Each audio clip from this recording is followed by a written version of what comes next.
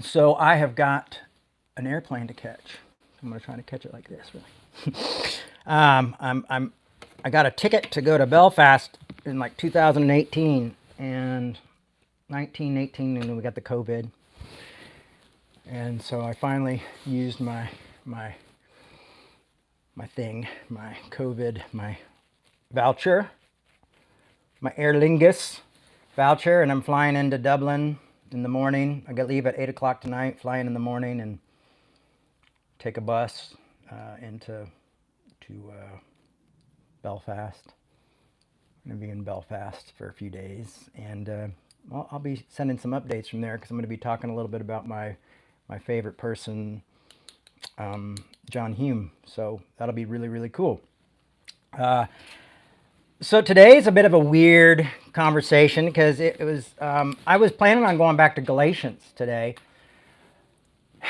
I know we got to get caught up with Galatians, right? We got to get back into it. So I think I'll do like kind of a wrap of like the first three, just like a quick update version, and then we'll do like the rest of Galatians.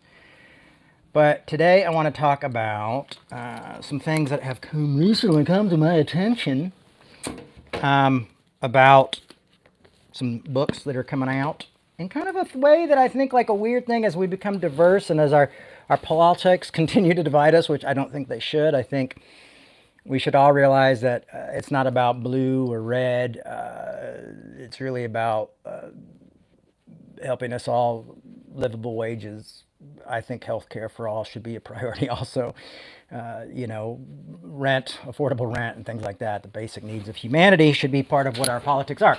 But anyhow, but as we get divided, you start to see people justify and either side has a corner on this. So, it's always easy to scapegoat, but we start to see sides kind of justify their theology in ways that fit more with their politics than they do with their religion. And a couple things have come out. And so a friend of mine who works at the LA Times,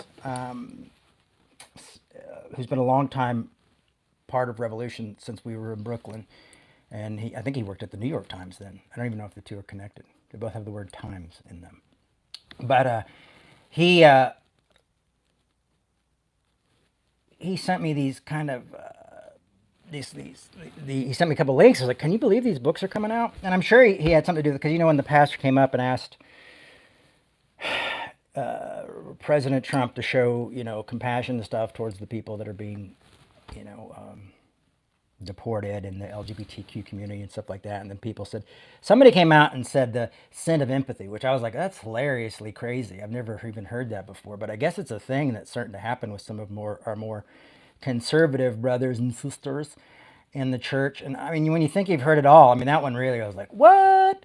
But he sent me a link to like there's books, like people are writing whole books on this concept, like before that happened.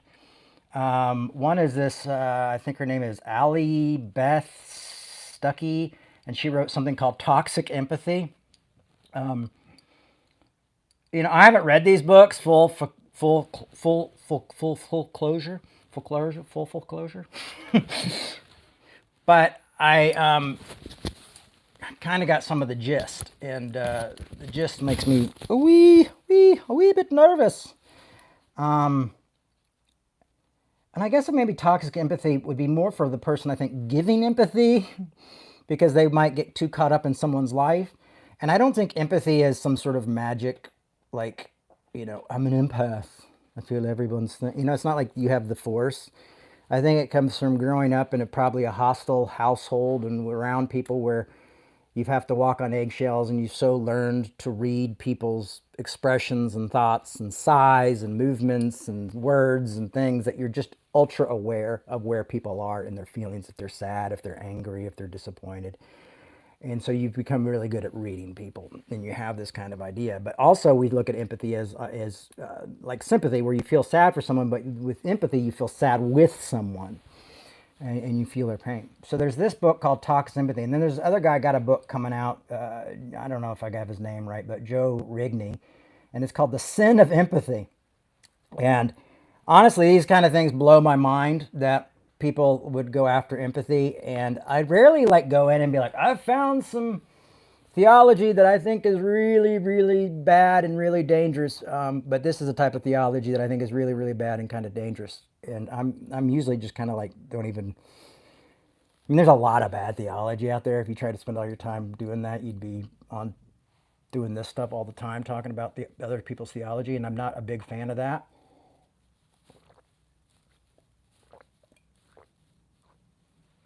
Nor am I trained to do that all the time. So, but this one is a big red flag for me. And I don't want to see anybody getting caught up in this type of thing. I don't want to see my conservative brothers, my liberal brothers, because I think we have a lack of empathy often in the church. And we often have a lack for the other, a lack of empathy for the other. And, oh, they should do this, you know. And no, like I said, nobody has a corner on it because we all can get judgmental. We all can have our own tribes and groups. And we've talked about this when we did the Todd McGowan book, and we talked about community. That community is often based on who's in and who's out, who's the outsider.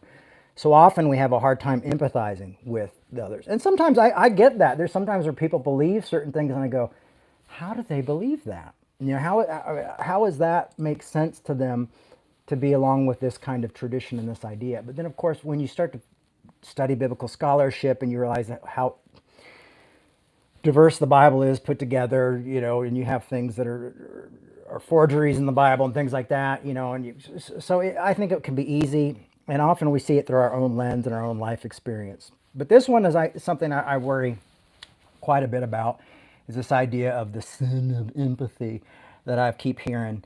And so I'm going to kind of hit that one pretty tough. But what we're going to do is we're going to look at Luke. We're going to go to Luke.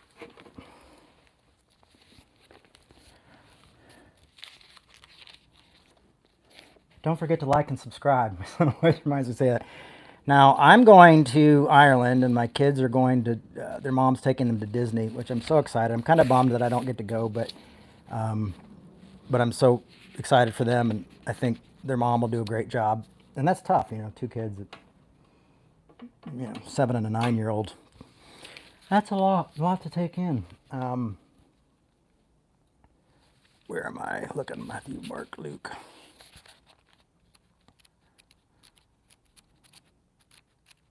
Sorry, I'm so like, I've been like packing, kind of getting everything ready.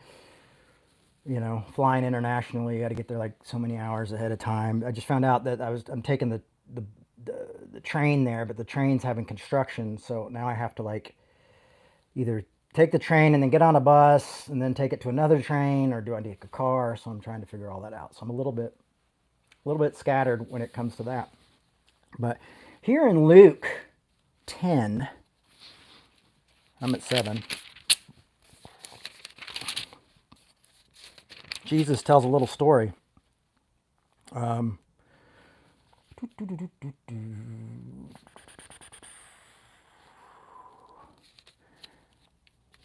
it's the parable of the Good Samaritan. And so we're going to look at that for a minute. We're going to look at Good Samaritan, believe it or not, for this talk. And you'll see kind of why it has inspired me. You know, and also all these like wild conversations I've had online. Like I put a post up today. I've been trying to be like, what are things that could unify us? And one of the things I thought was like poor kids having provided food, like free food for lunch. That could bring us together.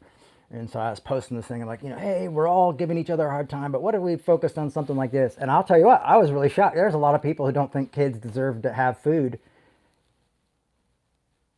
for free. Like there's a lot of people who don't think it's like a handout, or it's like a bad thing, and I can't understand that. Like I don't understand like how you could think kids should go hungry at school because their parents made poor decisions, or because their parents are in a bad situation, or anything like that. Like I can't fathom that. And that to me is not about politics. To me, that's just about being human and loving children and loving humanity and those the future of the people who are our future, you know, and how kids don't deserve to be punished like that. And anyhow, I was really shocked. I was really shocked by people who are just like, you know, double down on that.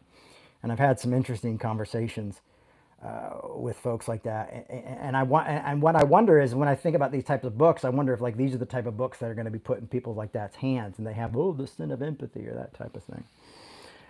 So here in Luke 10, 25, it says, just then a lawyer stood up to test Jesus, an expert of the law. Teacher, he said, what must I do to inherit eternal life? He said to him, what it is written in the law, what do you read there? He answered, you shall love the Lord your God with all your heart and with all your soul and with all your strength and with all your mind, and your neighbor as yourself. And he said to him, you have given the right answer. Do this and you will live. And I love these folks who always get these answers from Jesus and it's not enough. You know, like, that's not enough, I need more. You know, like they're kind of searching to see, like, will this fit into my, will this fit into my, like, my theology, or will this fit into my religion, or to my political spin, or how I see the law? You know, will this fit in? So he's like, well, he goes on. Like, Jesus answers the question. You know, love God with all your heart, love your neighbor as yourself. Boom, there it is. But wanting to justify himself, and see, this is what happens often with a lot of us with our political system and our politics. We want to justify ourselves. That's how we got just war like 300 years after Christianity started. Because before that, most Christians would not serve in the military. It was a non-violent religion, a non-violent faith. And then, you know, you get Constantine comes in, and then you start to get just war theory, and you get all this. But we don't realize, like, for 300 years. So you know, it's not, you know, the first 300 years, that's a long time to not be in the service and to refuse to fight and really believe in loving your neighbor that literally.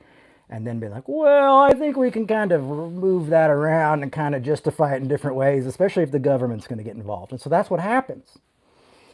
And so often I think we put the government in front of our faith. We say we have faith, but then we're just really want, you know, to justify chocolate. Who put their chocolate in my peanut butter? Who put their peanut butter in my chocolate? So, but wanting to justify himself, he asked Jesus, and who is my neighbor? So Jesus replied, a man was going down from Jerusalem to Jericho and fell into the hands of robbers, who stripped him and beat him and went away, leaving him half dead. Now by chance, a priest was going down by the other side. So likewise, a Levite, when he came to, priest came going down the road. And when he saw him, he passed by on the other side. So likewise, a Levite, when he came to the place and saw him, passed by on the other side. Now, Jesus is showing, like, this man's wounded, this man's beat. He's like, and you see a priest, and you see a Levite, you see these people come by, and they go like, I can't deal with this. Because now the road that they're on was a very dangerous road and a very small, thin little road. And maybe they thought, oh, what'll happen if I get attacked? If I get, you know, what if this is a setup and somebody attacks me? Or what if I touch this person and I'm main unclean? What will this do? You know, I'm in a hurry. And I think we've all been in our lives where we've seen suffering and we've just passed it by and walked it on by. But then a Samaritan, while traveling, came near him, and when he saw him, he was moved with pity. Some translations say he was compelled. Now, one of the reasons why it's so amazing is that the guy who's the head of law would see a Samaritan as someone maybe not as quite as pure as him, not someone. So if you were talking to someone who is like totally like sold, like I'm a Republican and all Democrats are bad, or I'm a Democrat and all Republicans, it would be whoever the one you think is not the one who's completely good. Like you'd be like, oh, it's the good Republican, or it's the good Democrat, or it's the good Green Party. You know, it would be that kind of thing for all of us. So you need to kind of see that in there. But he goes, he went to him and bandaged his wounds, having poured oil and wine on them. Then he poured oil and wine on them, and then he put him on his own animal, brought him to an inn, and took care of him.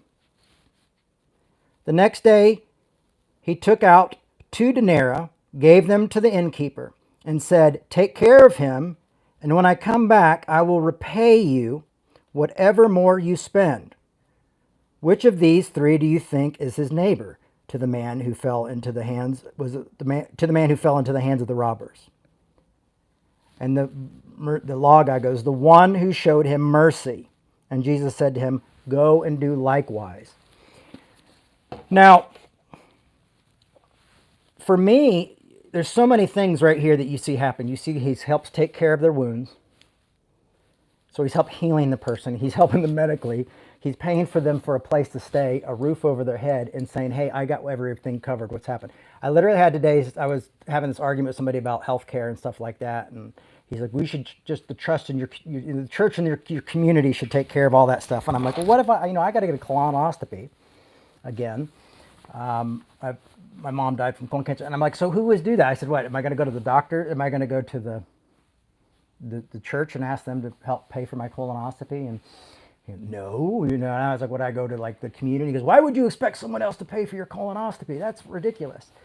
And I'm like, well, that's why I believe in insurance, public health care. I think it's important. It's valuable. We're in one of the richest countries in the world. I don't think it's an impossible ask. And, but we often get this like rugged, this rugged independence of like, well, they should, pull yourself up. Well, what if I don't have bootstraps to pull myself up with? And so the problem is we become these other two people of like, well, I don't want to spend money. I don't want to take my time on this. I don't want to do it. I don't want to show any, mercy to this person. I don't want to help this person. I shouldn't have to pay for other people's insurance, even though it goes and pays for your insurance. You know what I mean? Like if we just get into this thing of where we don't want to help another. And then somehow we go, well, it's a sin. Let's make it a sin. But right here, clearly you say Jesus is showing us what we should do. That even our enemies, we should take care of them, help them, put them up in a place and do that. I mean, this isn't like just kind of like, oh, what does this parable mean? I can't figure it out. I mean, you look at it, he goes, he takes care of him. He goes, I'll repay you whatever he spends when I come back. And this is the one who showed him mercy. And the difference between these three, the difference between the one man who helped him and the two folks who walked by, which is interesting that he made one a priest. I really think that is interesting to me. And I heard Dr. King say this once, is that he does, those two, the first two thought, what will happen to me if I stop? Will I get attacked? Is this going to be a long thing? I'll have to take him somewhere. I'll have to get off my path. I've got all this stuff to do. It might cost me my time. It may cost me my money. But I'll just, boom. And this man, the Samaritan, walks by and goes, what will happen to him if I don't stop? What will happen to him? And so when I pose some of these questions of like, hey, and I hear people kicking back on like kids shouldn't have food for, free lunch and stuff like that. I go like, are we thinking of what's going to happen to that child? Oh, their parents should have known better, but we're not thinking about what's going to happen to them. What's going to happen to those little ones? What's going to happen to children? Or what's going to happen to our neighbors? I have a very cheap healthcare, and I've been having a really hard time getting from the doctor's recommendation because I have to find a new doctor's because my healthcare changed. So that's been a struggle. And then I've got to get them to recommend a hospital, and I got to go to the hospital to make sure that doctor is covered so I can get a colonoscopy. And it's just easy to put off. It's easy to put off and not think about it because it's really difficult to do, And for me, it's like, well, what happens if I end up getting colon cancer and dying like my mother did? What happens when that happens to our neighbors? What happens to our children when that happens? And so this idea of like this rugged individualism that says, I don't have time to stop by. Oh man, he should have made better decisions. Maybe he shouldn't have worn such nice clothes on the road or whatever, like tough luck. Jesus is saying that's not Christianity. He's saying, he asks the question, which of these three do you think was a neighbor to the man who fell into the hands of the robbers? And of course, the guy can't say anything else but the one who showed him mercy. And mercy comes from compassion and empathy. What will happen to him? So he's sitting there imagining, this man's going to die. This man's wounded. He needs to have his wounds tended to right now. I'm going to do this. He freaking looks so rough. He probably needs a place to stay. I'm going to take him to the doctor. He might be worse than I even think. So I'm going to tell him like, hey, I'll repay you whatever when I come back. This is the type of thinking that loving your neighbor really is about. Empathy is a part of loving your neighbor as yourself. No one should be shocked when someone says love your, especially to politicians or a police officer or things like that, and go, hey, can you show mercy? Can you show grace? Can you show this? It has nothing to do with politics. If you follow Christ, if you follow the message of Christ and the words of Christ, that's what we're called to do. And a lot of people really struggle with that. But that's been the thing of what's kept me in Christianity, is the idea of grace, the idea of compassion, and the idea of mercy. Now, do any of us do it perfectly? Of course not. Some of us walk by this. I've been guilty of walking by the person in need more times than I'd wish to say. And so sometimes I even think for the people I'm arguing with, like, at least they're just able to be really honest about it. And this might get them to a better place faster than I ever did, because it's easy to kind of play these games with your head when you're kind of like, well, I'm a good person. And you think you're a good person, And then you can be like, oh, and I get it. We all work hard jobs. Our life is tough. And you see it. The first two just go like, well, I don't have time for this in my own life. It's this rugged individualism that they don't realize that they're tied somehow to that person who's broken on the side of the street. They don't realize that we need each other. We help each other. That's really, for me, what community is not who's out, but that we help each other even when we're in different parts of the community. And Jesus using the Samaritan was showing that this guy is different and kind of an outsider. And he's saying, even though I've been made an outsider, I've got to help this part of the community. I've still got to be a part of the community. Pete Rollins once told me this story about this tribe where they all did different jobs. Everybody had different jobs in the tribe. And there was one guy who would not do his job. I don't know, let's say he was a fisherman, and he just went and fished. He wouldn't do anything. He would just go lay down all day, and everybody, and they didn't know what to do with this guy. And so the leaders all got together and said, what should we do about Jay? We'll call the guy Jay. What should we do about Jay, little Jay? And they go, let's kill him. And so they killed him.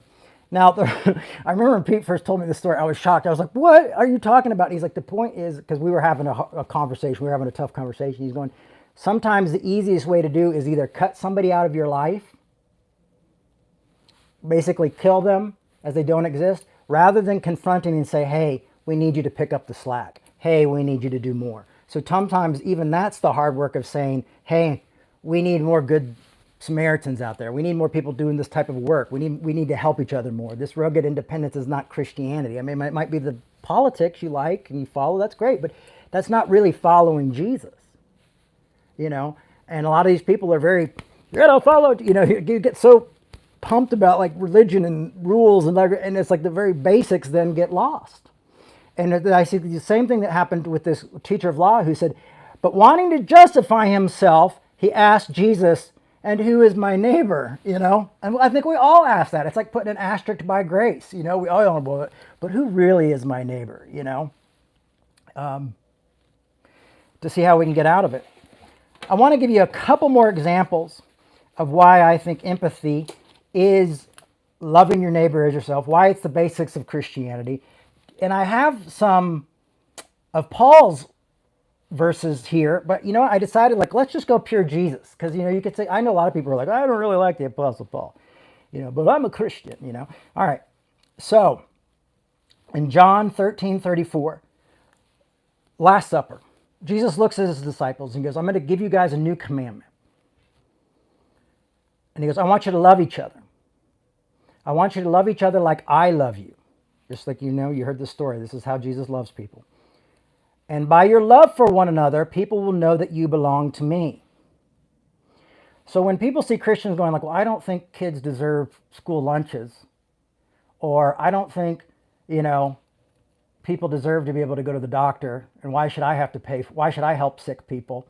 You'd start to maybe ask like, okay, let's unpack that a little bit. Let's see what's going on there, Then this isn't about being a good American citizen or anything. This is about being a follower of Christianity, this faith Christianity. Like some of you follow Christianity and you're like, I don't know if God exists or not, but I'm following it. But this is like basics. This is basics. So that's why I worry about when I hear books called Toxic Empathy and the Sin of Empathy, that I find it to be the exact opposite of Jesus. Anti-Christ. It's an anti-Christ message. And I'm here to prove that to you. The prodigal son. What happens when the prodigal son spends all of his money, goes out, gets all of his inheritance? What we see is we see the brother who's upset that he gets grace, because there's always one of those. And that's almost the, you almost see, I might seem a little Wesleyan. Okay, maybe. I've taken things from everywhere. But the prodigal son, remember we see the brother who's like, why did you forgive him? Why did you throw the, he's all upset. And he's that same as that law teacher who's like, well, who is my neighbor? There's, and so often we're confronting the older brothers, or we're confronting the lawyer who's saying, well, who is my neighbor? Or why would you do this? He spent all your money on whores and wild living. Why would you do this? And, but when you're at the beginning of this, that part of the story where the prodigal son decides to come back, the father is standing there waiting for him, grabs him, hugs him, and throws a party. That's grace. That's empathy. That's beyond empathy. Some people would say that's stupidity. Like you should at least, you spoil the rod, spoil the child. He throws a party for him because my son was lost and now he's found. He was dead and he's alive. Tell me that's not empathy. That's a story Jesus is telling for us to know. The story of the lost sheep. Would you not leave the 99 to find the one? The empathy is towards that one person. You go, I go, crap, I don't know how, but that one needs here. What's going to happen to that one if I don't go to them? How mind-boggling is that? So that's Jesus's message of go leave the one. And I think I know where these people are coming from in some ways, because they're thinking like, oh, you've got people like that Jay Baker supporting the gays and says it's okay to be gay. Maybe that's where they're going. But then when you start to hear them say like kids don't deserve to eat lunch because their parents don't pull themselves up by their bootstraps, even though their parents don't have bootstraps, then we've got a problem. Then we're not practicing Christianity. I have a friend of mine who just recently told me I've been very moral lately. You've been talking a lot about morality lately. I'm like, for me, this isn't even morality. To me, this is the following the religion that I've chosen to follow. This is the right thing to do. This is being human. This is human. This is how we better ourselves. Okay, the lost sheep.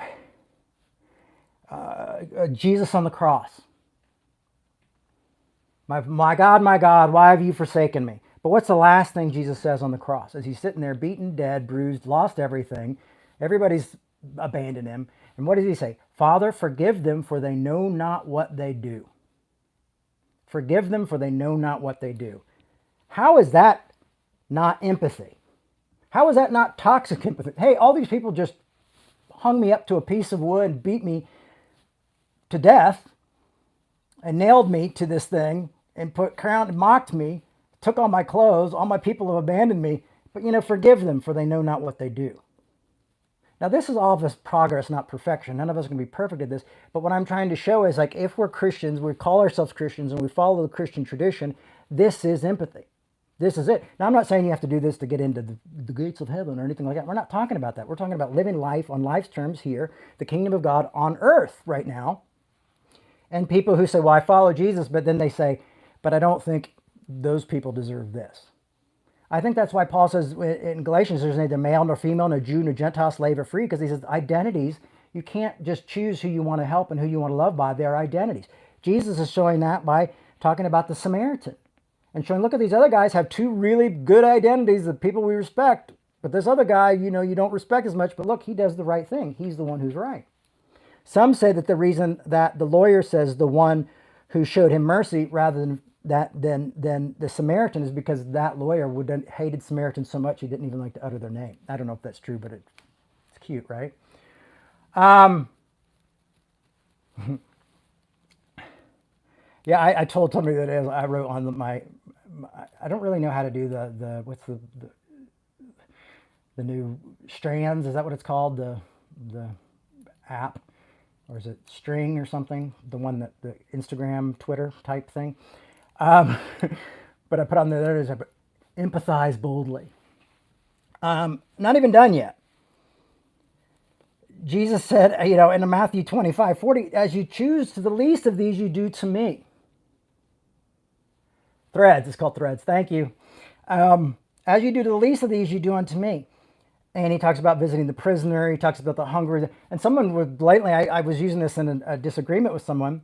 because I try to argue well. I argue well. Sometimes I argue a little bit harshly. I don't mean to, but sometimes I feel like, on Facebook it's just so hard because you just so many different people you're talking to at once. And when you're dyslexic, it's really like, woo. But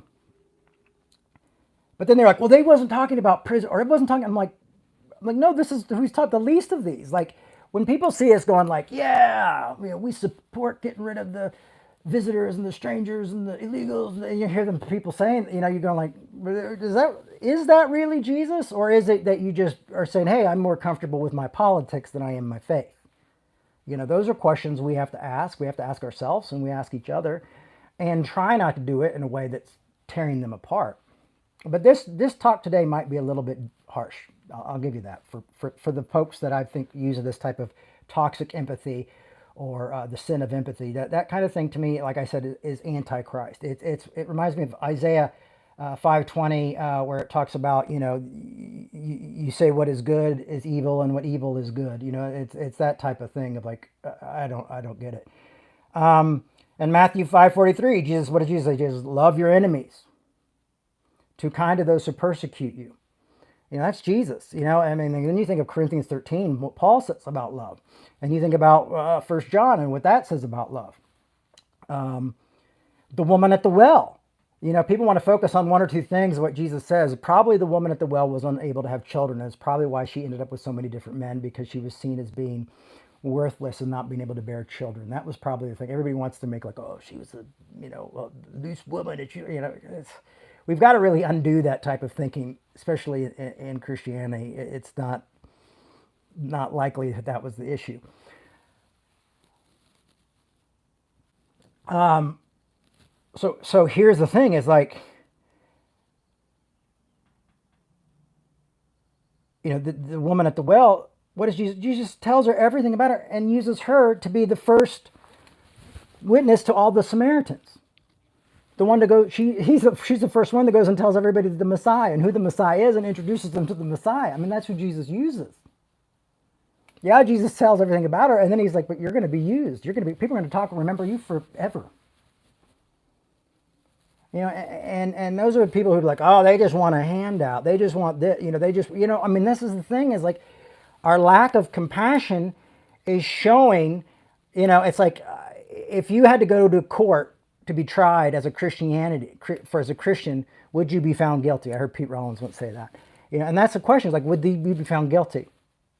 Well, they really didn't like the poor. Okay, you might get off on this. You didn't like the poor, right? You didn't do much for that. Okay, you thought the kids. You didn't think the kids deserved to eat. Okay, well that's good. We can get you off. That kind of thing.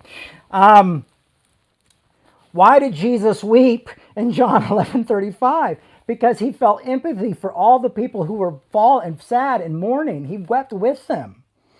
When John the Baptist was beheaded, Jesus goes into the river to be solitude by himself. Before Jesus is crucified, he goes and asks his friends, come pray with me. I'm freaking out. He's asking for empathy. He's asking for sympathy.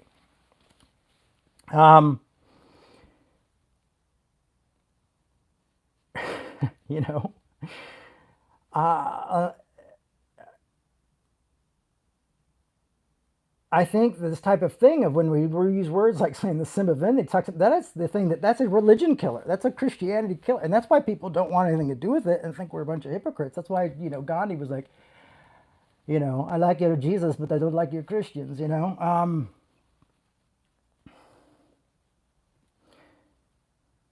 It's when we want to mix our have our politics and Jesus too in it. We want to really, But this is the type of thing that Paul would call another gospel. A gospel that pretends to be the gospel is not the gospel at all. And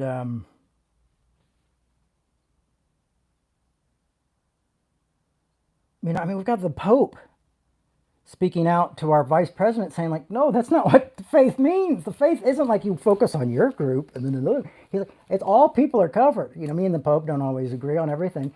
But I just was like, even the Pope was like, no, this is the basis of Christianity. Like what you're doing is not, and that's okay. You can't run a government on Christianity.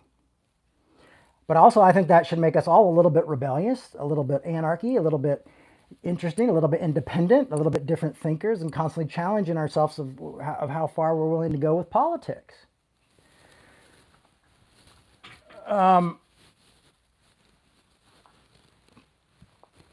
This is why I believe grace is anarchy. This is why I believe that grace doesn't have an asterisk. This is why I believe that grace works outside of all of our political systems and all this thing. And I want to say it again, that I could probably switch another method and show like cancellation and like progressive Christians and cancel culture, embracing that stuff. Like we could go on that, and I could show you why that's unbiblical. We could go through all that. So that's not just, this isn't just, I'm not trying to escape one group, but this is one group that's embracing something that's very toxic and very dangerous, and I want to warn against it.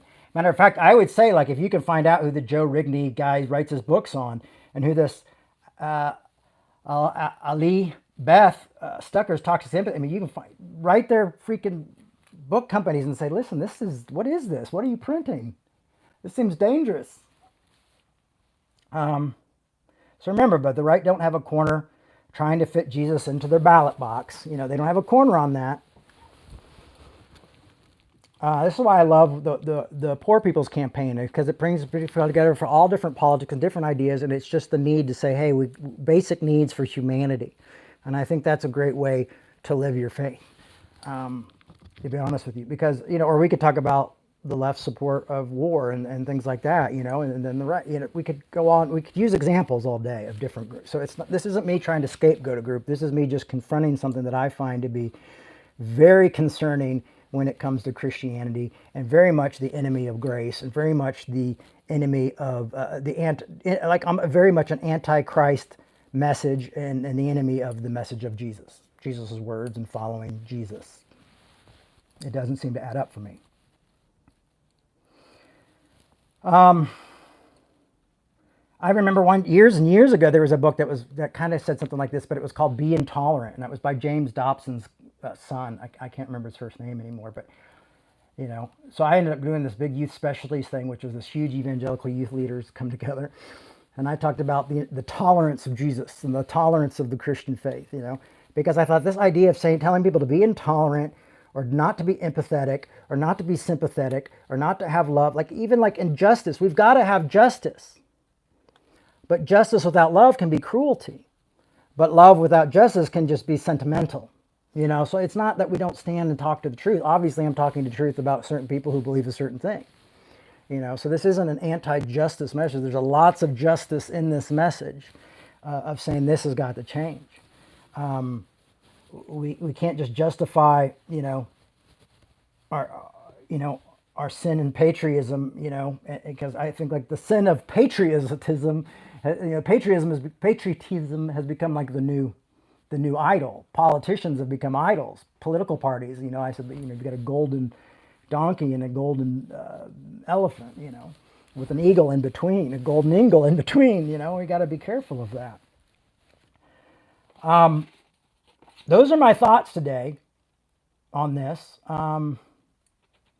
These ideas, and for me, it's just something we need to think about. We need to be aware of, and figure out a way how we have tough conversations about this stuff, and also stand up to when just blatant lies that are the exact opposite of what we believe and what we follow come out into this faith, and try to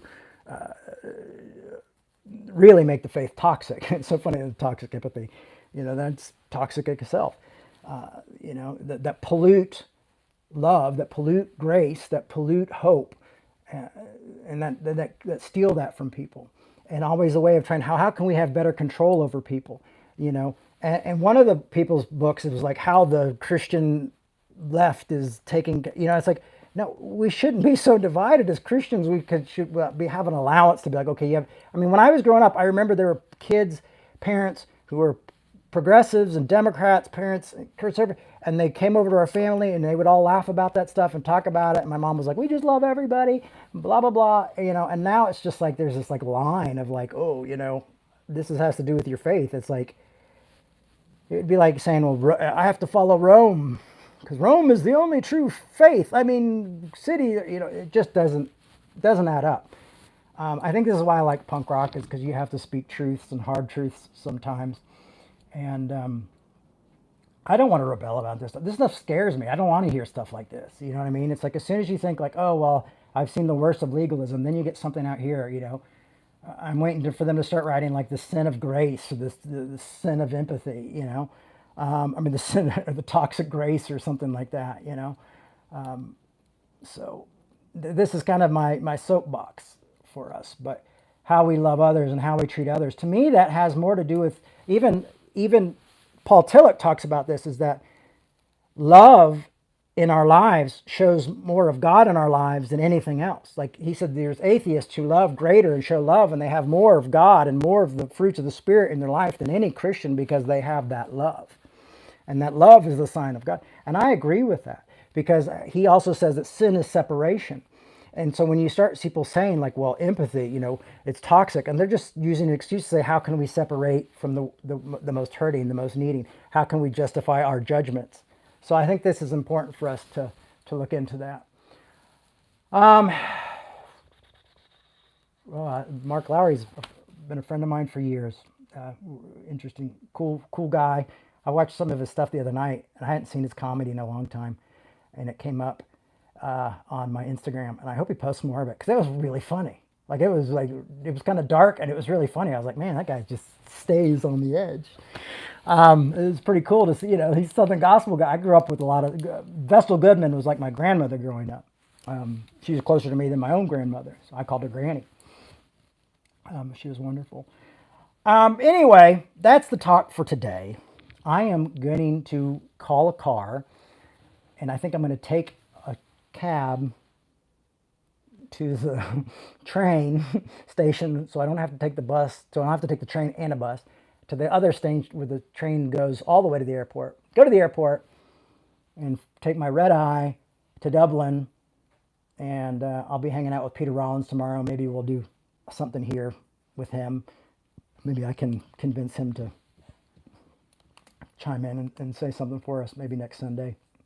And I'll also be doing updates talking about how Northern Ireland survived 30 years of civil war and the peace process. We'll be talking a lot about that, because I think it's important stuff for us. So, I mean, we're not in a civil war yet, I hope, but it seems like, you know, that could happen. And I think we need to be starting to thinking about peace and how we work together, how we disagree well, and how we realize that the only way to really find peace and use this is if we all have a place at the table.